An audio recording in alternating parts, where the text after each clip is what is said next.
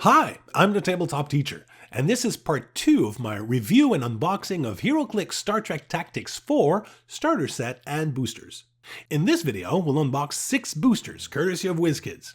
If you haven't seen part 1, where I unbox and review the starter set, you can click right here to view that video now. So what did we get in this first booster? Ooh, the Imperial Klingon ship Pog, a very nice sculpt. This ship actually answers a few Heroclix questions I had regarding how certain powers would translate to space battle. This ship has poison? Well, there's a Next Generation episode in which this Klingon ship is infected by a subatomic bacteria that eats away at the hull. Don't get too close to it. Okay, so that makes sense. What about a close attack like Blaze Claw's fangs? Well, this is actually something that's happening to the crew. In this case, a Klingon boarding party can hurt your crew and your ship can't operate as well with missing or injured crew members. The Klingon Empire team ability is what you'd expect from Klingons. When one of their ships is destroyed or disabled or knocked out in Heroclix terms by an opposing ship, then other friendly ships with the Klingon Empire team ability get a +1 to attack until the end of their turn. Revenge is a dish best served cold. Next, we have the Imperial Romulan Warbird Belloc. Wow, a beautiful 100-point ship. A slow running shot, but with penetrating psychic blast and 8 range, along with the Romulan Star Empire team ability I explained in part 1 of this review. This makes the IRW Belloc a powerful ship. Look at that second click. 11 attack and 3 damage with range combat expert.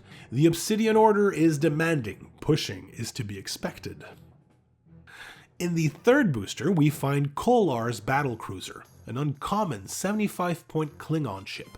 This is the first ship I've seen with Perplex in this 6 booster pack. It has the Klingon Empire team ability we saw before, decent combat values overall that fairly reflect that this Klingon ship has spent a century in the Delta Quadrant. In the fourth booster, we have Tholia 1.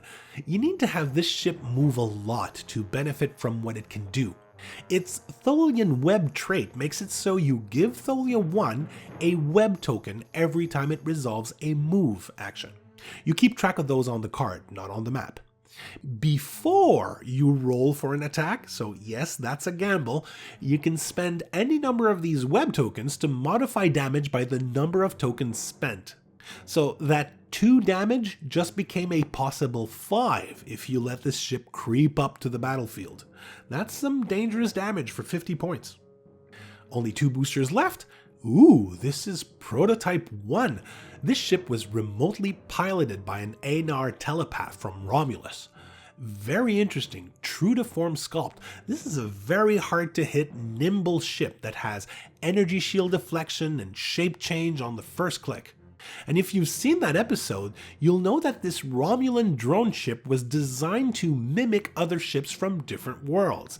It makes sense that it would be a pick-a-power Heroclix ship. At the beginning of your turn, you can choose a standard attack power, and on the second click, you can also choose a standard defense power. 100 points, the Romulan Star Empire team ability, very, very nice. And we finish this unboxing with the first wave attack fighters. Number 1 in the set, and these are actually tiny size. Makes sense. If the Enterprise is standard size in the game, smaller ships like drones, fighters, and shuttles would be tiny. The first wave attack fighters have traded enhancement and a special attack power that gives them a combo of energy explosion and precision strike. That's always really good. The Dominion team ability is something else. When a ship with the Dominion team ability is knocked out, you can choose another friendly ship that either shares a keyword with the knocked out ship or has that same team ability and have it deal 1 penetrating damage to an opposing ship within 2 squares. That's not an attack. It does not require an attack roll. Wow, having several of these first wave attack fighters can mean a lot of trouble for your opponent if you place them just right. For 50 points, duplicates of this common ship are a very good thing. With 6 boosters, we got 4 of the 11 common ships and 2 of the 10 uncommon ships from this set. None of these 7 rare though. I don't know how many you can expect in a full 12 count countertop display. There are no chase ships in this set, and you know what? I find that inviting from a casual player's perspective. What are my final thoughts on the Star Trek Tactics 4 set? Well, the sculpts and paints are beautiful. I love how the dossier on each card helps tie in every ship with a Star Trek episode or movie. From what I've seen here, Star Trek Tactics seems very new player friendly. In comparison with classic Heroclix figures, it seems these Star Trek ships are easier to manage. Several have very succinct special powers or traits and often none. The team abilities will require a bit of getting used to for the newer player, but apart from that, I would expect players to get the hang of everything pretty quickly. For more experienced players, I feel like high point games must be a blast in Star Trek Tactics 4.